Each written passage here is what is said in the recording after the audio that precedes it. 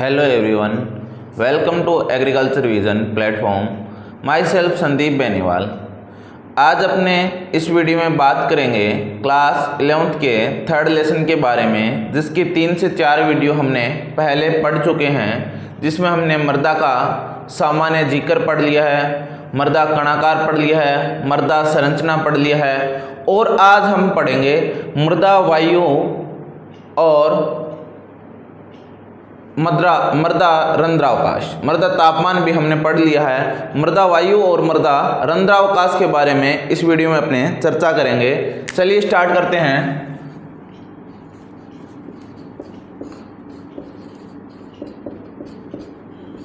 मृदा या सॉइल, ठीक है। तो अपने आज का टॉपिक रहेगा मृदा वायु या सॉइल एयर।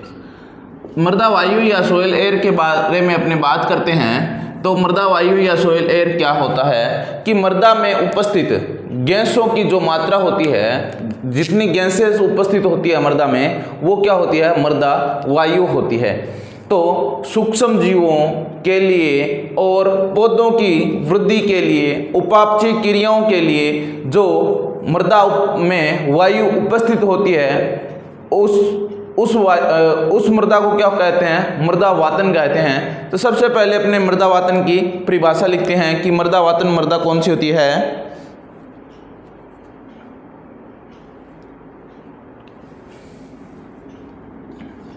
वह मृदा जिसमें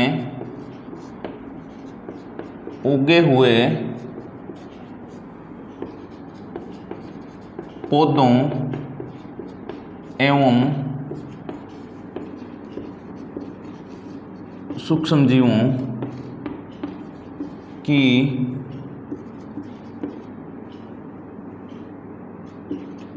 उपापचयी मतलब मेटाबॉलिक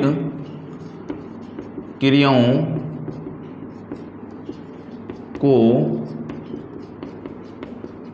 प्रोत्साहन, मतलब उनको बढ़ाने के लिए प्रोत्साहन, वह मृदा जिसमें उगे हुए पौधे और सूक्ष्म जीवों की उपापचय क्रियाओं को प्रोत्साहन करने के लिए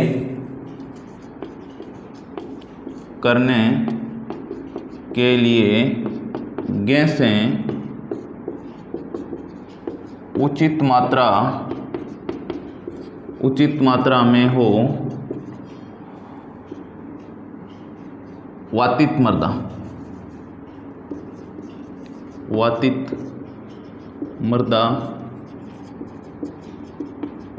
कहलाती है। कौन सी मृदा कहलाती है? वातित मृदा कहलाती है। और मृदा वातन क्या होता है? फिर अपने दूसरा बात करेंगे कि मृदा वातन क्या होता है। टॉपिक अपना मृदा वातन। वातन क्या होता है कि इधर उधर चलना फिरना, वातन घूमना, ठीक है। तो मृदा में जो वायु है वो वातावरण में चली जाती है और वातावरण वाली वायु होती है वो मृदा में आ जाती है। तो ये जो क्रिया चलती रहती है इसको मृदा वातन बोला जाता है। इसको लिखते हैं अपने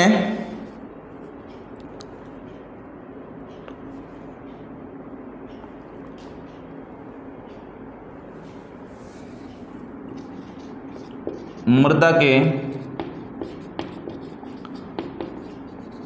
रंध्रावकाशों में उपस्थित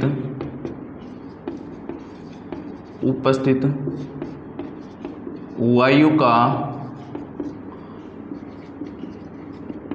वायुमंडल में वह वायुमंडलीय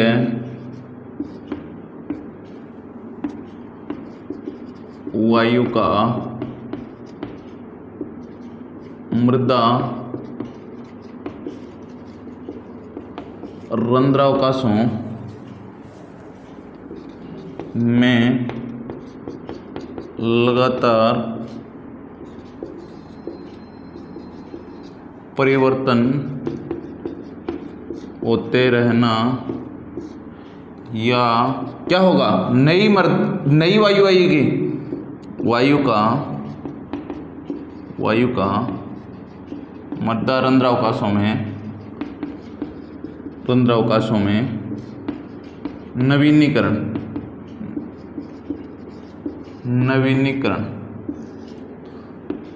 मृदावातन कहलाता है।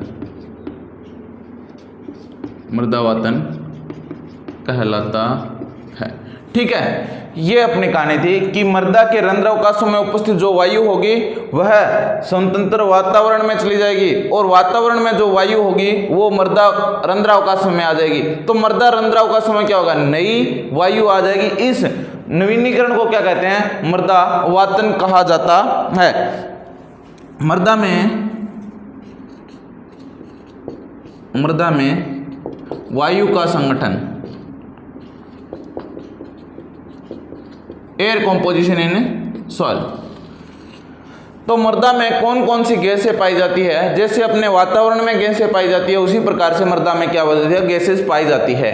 जैसे नाइट्रोजन और ऑक्सीजन तो मृदा में सेम होता है। नाइट्रोजन और ऑक्सीजन जितना वातावरण में पाया जाता है उतना ही नाइट्रोजन और ऑक्सीजन मृदा में पाया जाता है। और कार्बन डाइऑक्साइड की मृदा में मात्रा 10 गुना अधिक होती है। तो अपने इसको टेबल से लिखेंगे। पहले लिखते हैं मृदा में नाइट्रोजन और ऑक्सीजन तो वायुमंडल के समान ही होती है, परंतु CO2 मतलब कार्बन डाइऑक्साइड मृदा में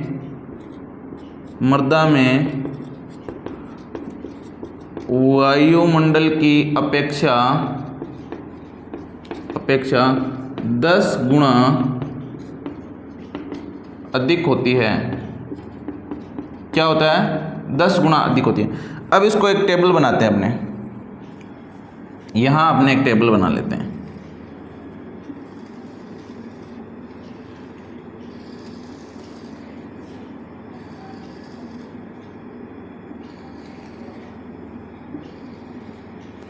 यहां लिखते हैं गैस का नाम, यहां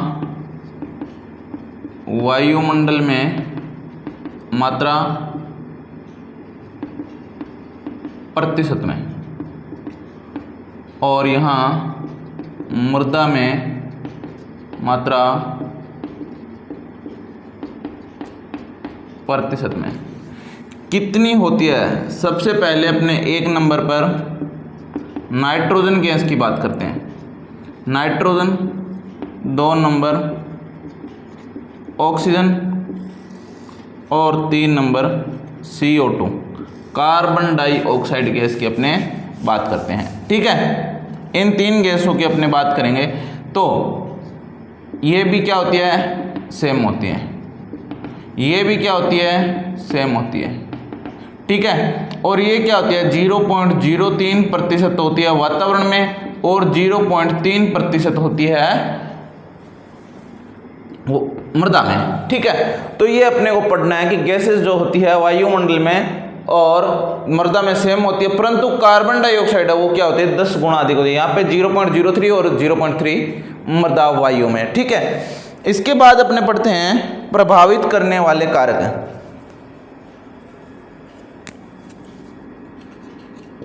मृदा वायु को प्रभावित करने वाले कारक कौन कौन से ऐसे कारक हैं जो मृदा में वायु को प्रभावित करते हैं। तो इन कारकों का अपने जिक्र करेंगे, जैसे टेम्परेचर, सीजन, फसलें, ऊपर की मृदा, नीचे की मृदा। ये सारी मृदाएं कारक क्या होते हैं कि मृदा में वायु को प्रभावित करते हैं। इनका जिक्र अपने डिटेल्स में करेंगे कि किस प्रकार से ये मृदा की वायु को प्रभावित करते हैं। सबसे पहले अपने देखते हैं मृदा तापमान।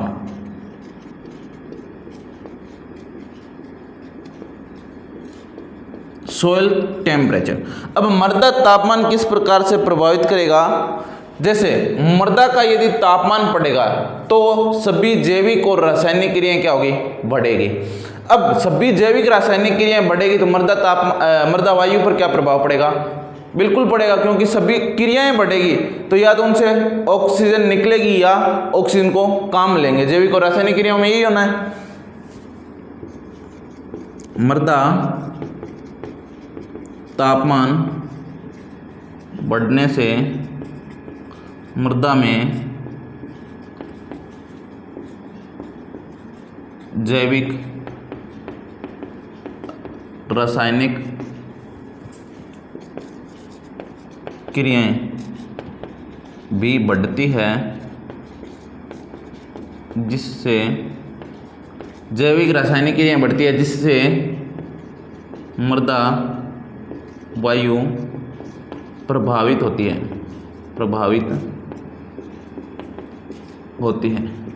ठीक है। इन सब को या तो आप नोट कर लीजिए या वीडियो को पॉज कर आप स्क्रीनशॉट ले लीजिए, बाद में अपनी नोटबुक में नोट कर लीजिएगा, ठीक है। हाँ जी, नोट कर लिया होगा आपने।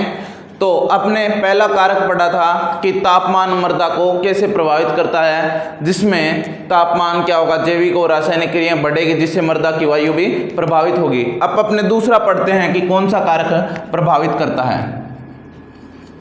दूसरा, अवमृदा और पृष्ठ मृदा। अवमृदा और पृष्ठ मृदा। क्या होती है अवमृदा और क्या होती है पृष्ठ मृदा? पृष्ठ मृदा होती है जो भूमि की ऊपरी 1 से 15 सेंटीमीटर परत होती है, उसको पृष्ठ मृदा बोला जाता है। और उससे जो नीचे वाली परत होती है उसको क्या बोला जाता है, अवमृदा बोला जाता है। तो इसका किस प्रकार से प्रभाव पड़ता है मृदा वायु पर?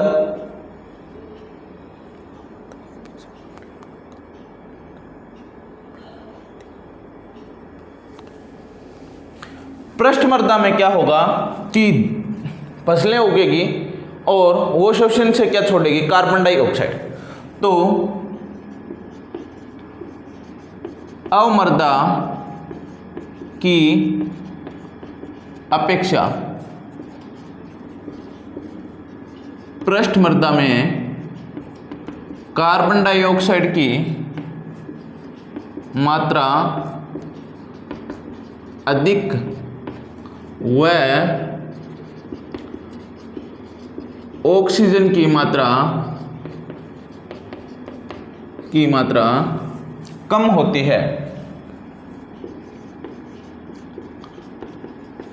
समझे कि अवमृदा में पृष्ठ मृदा की तुलना में कार्बन डाइऑक्साइड की मात्रा अधिक, अवमृदा की अपेक्षा पृष्ठ मृदा में कार्बन डाइऑक्साइड की मात्रा अधिक और ऑक्सीजन की मात्रा क्या होती है, कम होती है। अगले पॉइंट से आपको समझ में आ जाएगा।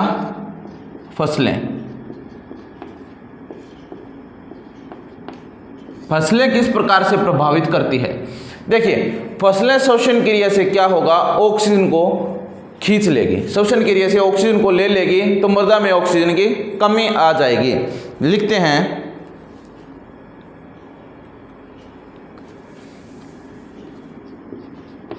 फसलें श्वसन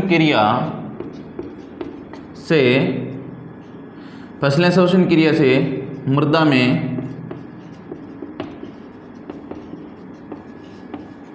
ऑक्सीजन की मात्रा को कम करती है व CO2 की मात्रा को बढ़ाती है।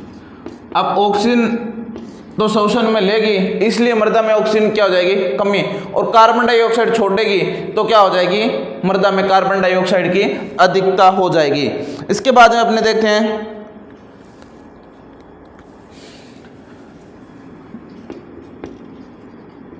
खड़ी फसल में CO2 की मात्रा पड़ती या परती या खाली छोड़ी हुई, खाली भूमि की अपेक्षा क्या होगा, CO2 की मात्रा क्या होगा, 10 गुना अधिक होती है। मतलब एक भूमि है अपने पास, उसमें क्या होगा, फसलें लगाई होगी और एक भूमि होगी जो खाली होगी, तो खाली वाली में CO2 की मात्रा कम होगी और जिसमें फसलें हैं वो श्वसन क्रिया से कार्बन डाइऑक्साइड छोड़ेगी, तो उसमें 10 गुना ज़्यादा होगी। ठीक है, इतनी प्रभावित फसलें करती है। उसके बाद में अपने अगला पॉइंट देखते हैं कि कौन मृदा वायु को प्रभावित करता है।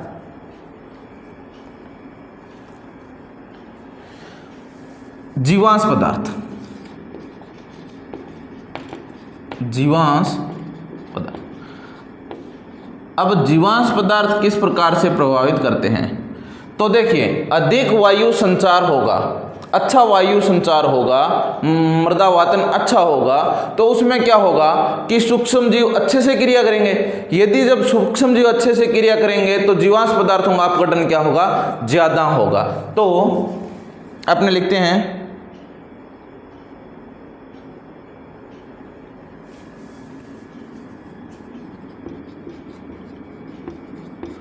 अधिक वायु संचार वाली मृदाओं में जीवांश पदार्थ जल्दी अपघटित हो जाते हैं। जीवांश पदार्थ क्या होंगे, जल्दी से ही अपघटित हो जाते हैं, जिससे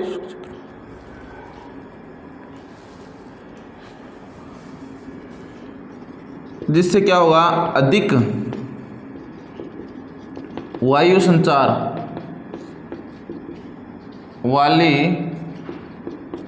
मृदा में, अधिक वायु संचार वाली मृदा में क्या होगा, जीवांश पदार्थ कम वायु संचार वाली से, कम वायु संचार वाली मृदा से जल्दी अपघटित होते हैं, जल्दी ऑक्सीकृत हो जाते हैं, ऑक्सीकृत हो जाते। अब जल्दी होंगे ऑक्सीकृत तो क्या होगा, ऑक्सीजन की मात्रा जल्दी निकालेंगे, तो जहाँ पे जीवांश पदार्थ ज़्यादा होगा, वायु संचार अच्छा होगा, वहाँ पे ऑक्सीजन की मात्रा क्या होगी, ज़्यादा होगी, मृदा वायु की मात्रा क्या होगी, ज़्यादा होगी। अब अपने बात करते हैं ऋतु परिवर्तन। ऋतु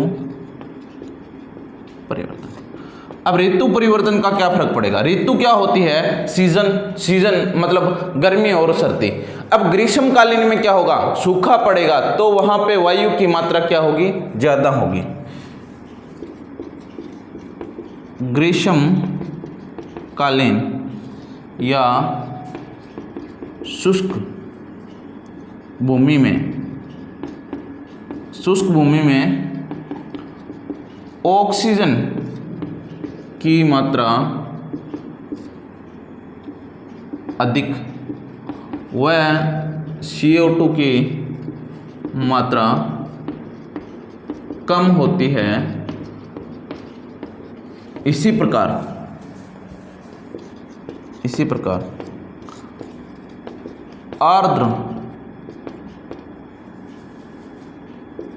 आर्द्र भूमि में CO2 की मात्रा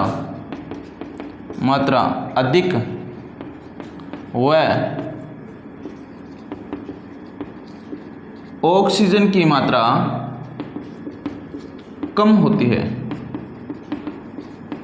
इस प्रकार से क्या होगा, मृदा वायु को प्रभावित करेंगे। ये कारक है, मृदा वायु को प्रभावित कर देंगे। अब इसमें अंतिम टॉपिक बढ़ते हैं, मृदा वायु का महत्व।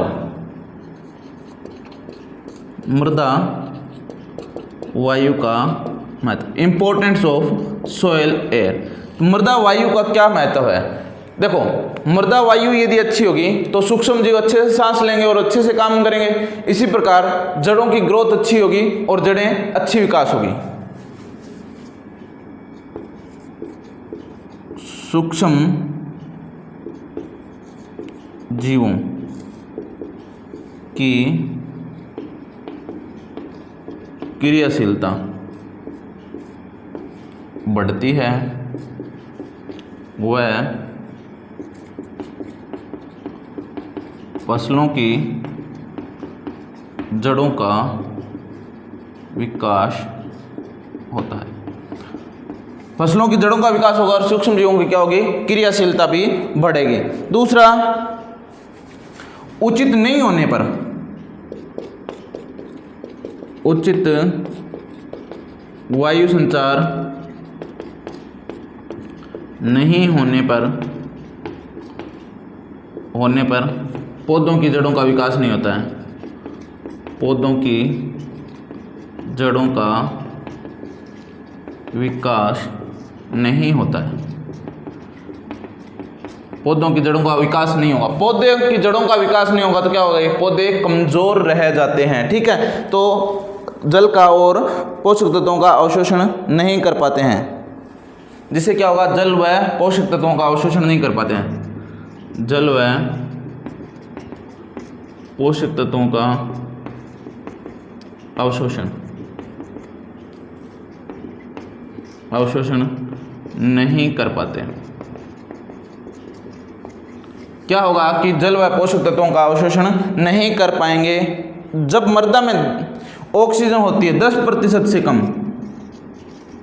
जब मृदा में ऑक्सीजन 10% से कम हो जाती है तो जड़ों का विकास भी कम हो जाता है।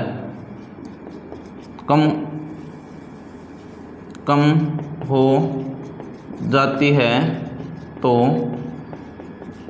जड़ों का विकास भी कम हो जाता है। जड़ों का विकास भी नहीं होगा जब 10% से कम हो जाएगी। और जब ऑक्सीजन 5% से कम हो जाती है, जब 5% से कम जड़ों का विकास रुक जाता है, क्या हो जाएगा, जड़ों का विकास रुक जाएगा। इसी प्रकार जब CO2 की मात्रा क्या होगी, 1% से अधिक होगी, तो 1% से अधिक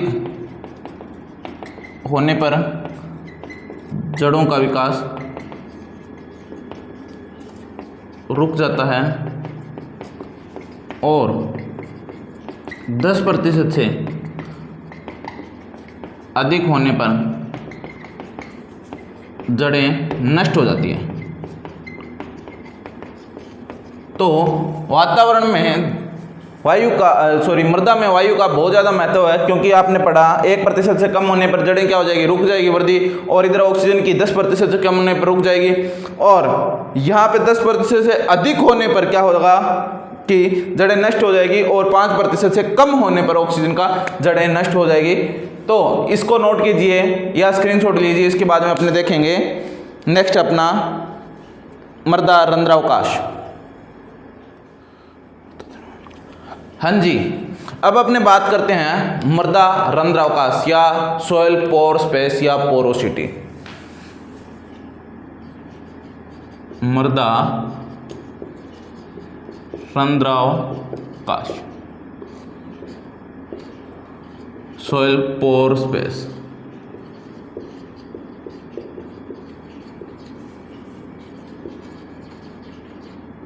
सॉइल पोर स्पेस क्या होता है? मृदा रंध्रावकाश, मृदा के कणों के मध्य जो रिक्त स्थान होता है, छोटे छोटे रिक्त स्थान होते हैं, उनको मृदा रंध्रावकाश कहा जाता है। तो देखिए अपने परिभाषा लिखते हैं,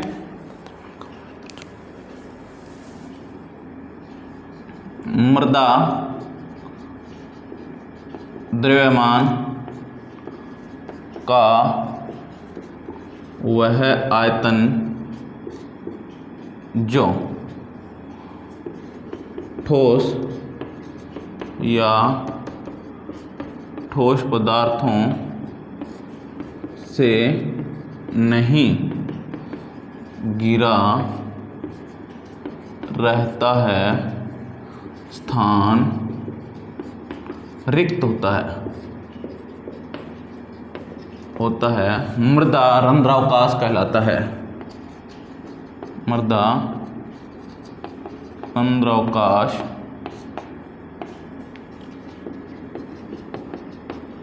कहलाता है। ठीक है, तो जो स्थान ठोस भाग से नहीं गिरा होता है, जो स्थान रिक्त होता है, वो क्या कहलाता है? मृदा रंध्रावकाश कहलाता है। मृदा रंध्रावकाश प्रतिशतता, मृदा रंध्रावकाश प्रतिशतता। मृदा रंध्रावकाश प्रतिशतता क्या होती है कि इनकी प्रतिशत मात्रा क्या होगी? मृदा रंध्रावकाश की प्रतिशत मात्रा क्या होगी? तो अपने देखते हैं।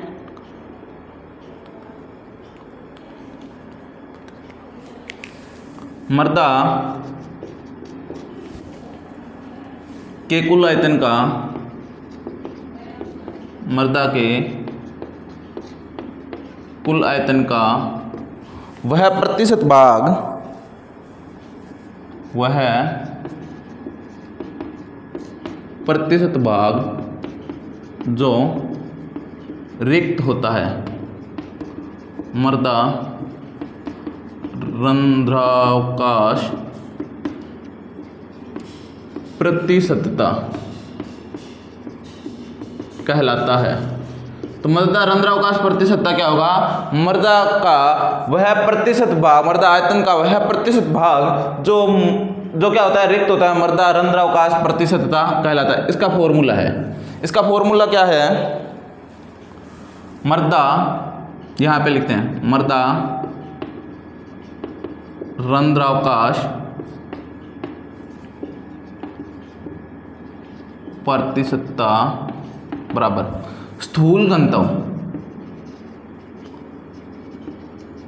BD बल्क डेंसिटी बट्टे कण घनत्व मतलब पार्टिकल डेंसिटी इनटू 100। ठीक है, अब क्या होगा कि स्थूल घनत्व बट्टे कण घनत्व इनटू 100 इनटू 100, ये क्या होता है? मृदा प्रतिशतता का फॉर्मूला होता है, मृदा रंध्रावकाश प्रतिशतता का फॉर्मूला होता है। अब ये अपने पढ़ेंगे कि स्थूल घनत्व क्या होता है और कण घनत्व क्या होता है। सबसे पहले अपने स्थूल घनत्व की बात करते हैं। स्थूल घनत्व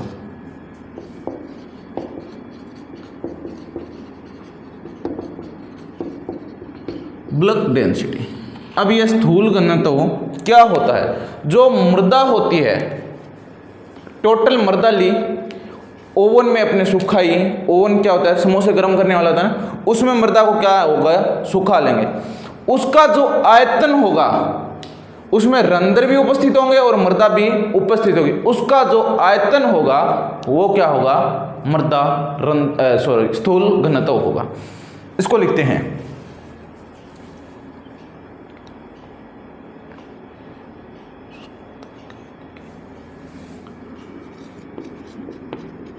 शुष्क मृदा के इकाई आयतन द्रव्यमान को स्थूल घनत्व कहते हैं। मतलब जो शुष्क मृदा होगी, इसका प्रति इकाई आयतन जो द्रव्यमान आता है उसको क्या बोलेंगे? स्थूल घनत्व बोलेंगे। यह शुष्क मृदा के, यह क्या होगा? शुष्क मृदा के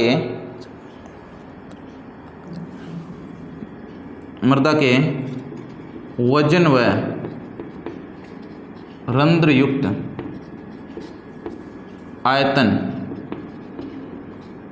आयतन का अनुपात होता है। क्या होता है? इन दोनों का आयतन का अनुपात होगा। तो स्थूल घनत्व का फॉर्मूला क्या होता है, या BD का फॉर्मूला क्या होता है, शुष्क मृदा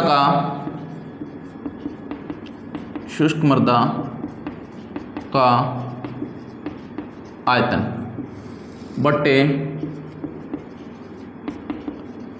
रंध्रयुक्त, शुष्क मृदा का आयतन नहीं होगा, शुष्क मृदा का वजन होगा, शुष्क मृदा का वजन बटे रंध्रयुक्त मृदा का आयतन। शुष्क मृदा का अपने वजन लेंगे और जो रंध्रयुक्त मृदा होगी उसका क्या लेंगे, आयतन लेंगे। यह होता है स्थूल घनत्व का फॉर्मूला। सामान्यतः क्या होगा, स्थूल घनत्व, सामान्य जो मृदा होती है, देखते हैं, सामान्य मृदा का स्थूल घनत्व 1.3 ग्राम प्रति सीसी होता है 1.33 कर सकते हो, 1.33 ग्राम प्रति सीसी होता है। ठीक है, ये होता है, ये इसकी ग्राम प्रति सीसी इकाई है, घन सेंटीमीटर इसकी इकाई है। ठीक है, सामान्य मृदा का ये स्थूल घनत्व होता है। इसके बाद में अपने देखते हैं जो बड़े रंध्र होंगे, बड़े रंध्र वाली मृदाओं का स्थूल घनत्व छोटे कण या रंध्र वाली मृदाओं से अधिक होता है। तो क्या होगा, बालू मृदा का स्थूल घनत्व काली मृदा से क्या होगा, अधिक होता है। बिल्कुल, बालू मृदा का स्थूल घनत्व क्या होगा, काली मृदा से अधिक होगा। इसके बाद में अपने देखते हैं भूपरिष्करण, मतलब अपने खेत की जुताई करेंगे, भूपरिष्करण क्रिया द्वारा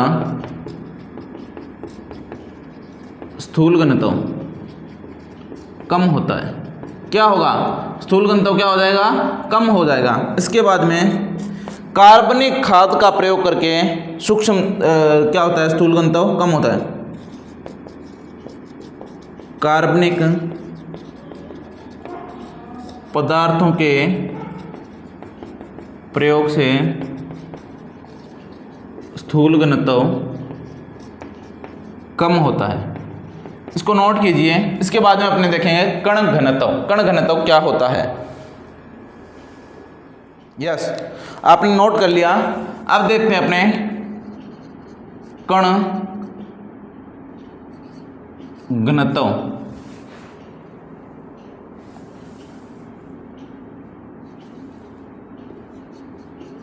या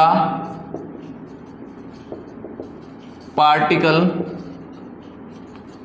डेंसिटी। क्या होता है कण घनत्व?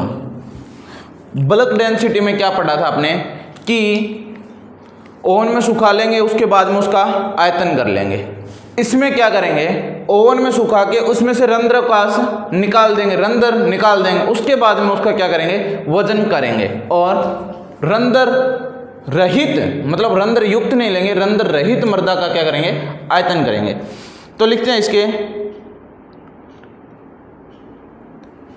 रंध्रावकाश रहित,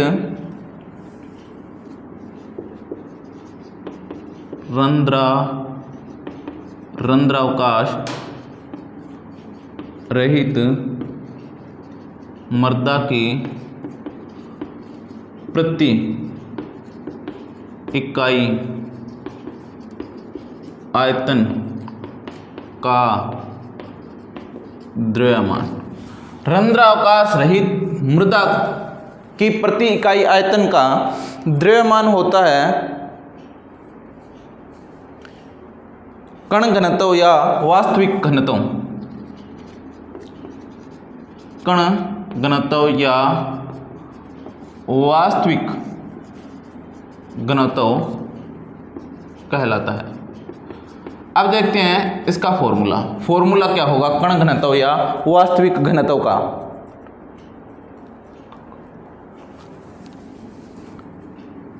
यहां लिख लेते हैं, कण घनत्व बराबर कणों का वजन बटे सिर्फ कणों का आयतन, कणों का आयतन। अब क्या होगा, इसमें से रंध्र क्या होंगे, निकाल दिए जाएंगे, रंध्र इसमें नहीं होंगे, वो था रंध्र युक्त मृदा का था। ठीक है, इसके बाद में अपने पढ़ते हैं कि सामान्य मृदाओं का कण घनत्व, सामान्य मृदाओं का कण घनत्व 2.66 ग्राम प्रति सेंटीमीटर सीसी होता है, सीसी होता है। सामान्य मृदाओं का कण घनत्व क्या होगा, 2.66 ग्राम प्रति सीसी होता है। उसके बाद में बलुई मृदा, मृदा का कण घनत्व काली मृदा से अधिक होता है, अधिक होता है। ठीक है, इसके बाद में अपने पढ़ेंगे कार्बनिक पदार्थों का प्रयोग करने पर कण घनत्व क्या होता है। कार्बनिक पदार्थों का प्रयोग करने से कण घनत्व कम होता है। ठीक है, ये थी कण घनत्व की बात कि क्या होता है कण घनत्व और किस प्रकार से ये प्रभावित होता है और कौन सी मृदा में कितना होता है। अब पढ़ देंगे मृदा रंध्रावकाश को प्रभावित करने वाले कारक।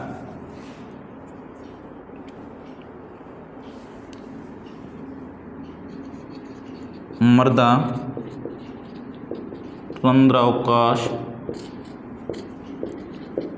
को प्रभावित करने वाले, अब कौन कौन से ऐसे कारक हैं जो मृदा रंध्रावकाश को क्या करते हैं, प्रभावित करते हैं। तो सबसे पहला अपने देखते हैं कि मृदा कणाकार,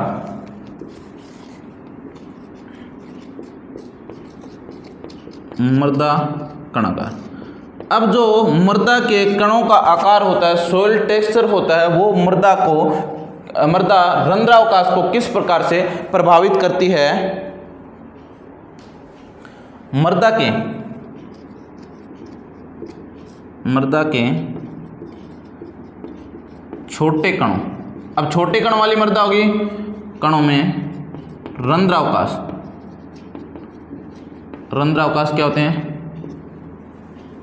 रंध्रावकाश अधिक होते हैं, वह बड़े कणों में कम व बड़े होते हैं। अब बड़े कण होंगे उसमें रंध्रावकाश संख्या में तो कम होंगे, वह आकार में क्या होंगे, बड़े होते हैं। ठीक है, अब दूसरा अपने देखते हैं मृदा संरचना। मृदा, अब संरचना भी किस प्रकार से प्रभावित करती है। अपने संरचना के बारे में पढ़ा था, क्रम्बी, प्रिज्म, गोलाकार, ब्लॉकी, ये सारी क्या है संरचनाएं पढ़ी थी। तो गोलाकार संरचनाओं में क्या होता है कि अन्य के तुलना में रंध्रावकाश अधिक होते हैं। गोलाकार संरचना में रंध्रावकाश अधिक होते हैं, वह ब्लॉकी संरचना में, ब्लॉकी में कम होते हैं। क्या होगा कि जो गोलाकार संरचना होगी उसमें तो रंध्रावकाश अधिक मात्रा में होगा और जो ब्लॉकी संरचना होगी उसमें रंध्रावकाश होंगे वो कम मात्रा में होंगे। तीसरा देखते हैं, मृदा प्रोफाइल की गहराई। अब मृदा प्रोफाइल की गहराई किस प्रकार से प्रभावित करती है? जैसे जैसे गहराई बढ़ेगी रंध्रावकाश क्या होंगे? पृष्ठ मृदा में रंध्रावकाशों की संख्या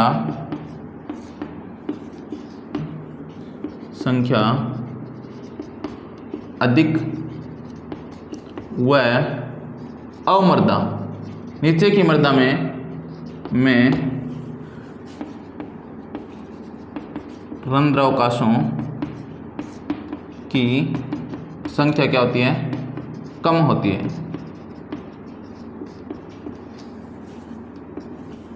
चौथा, जीवांश पदार्थ। अब जीवांश पदार्थ क्या करते हैं? मृदा के रंध्रावकाश को प्रभावित करते हैं।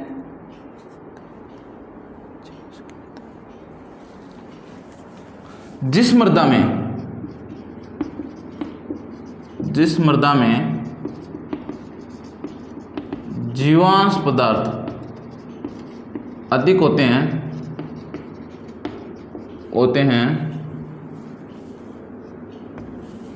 उनमें रंध्रावकाश भी अधिक होते हैं और जिनमें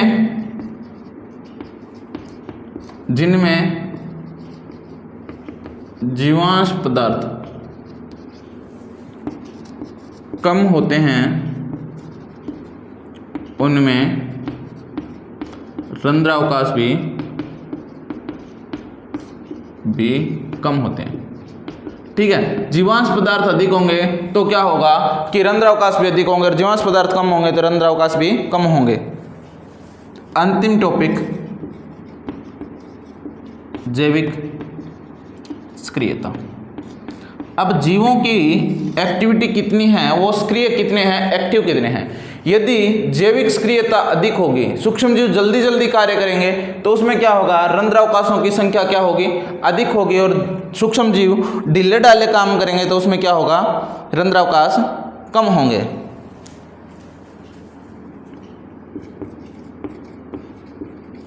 सूक्ष्म जीवों के विघटन, सूक्ष्म जीवों से क्या होता है? सूक्ष्म जीवों से जैविक पदार्थों के विघटन से मृदा दानेदार होती है, जिससे क्या होगा कि मृदा रंध्रावकाश बढ़ेगा। मृदा रंध्रावकाश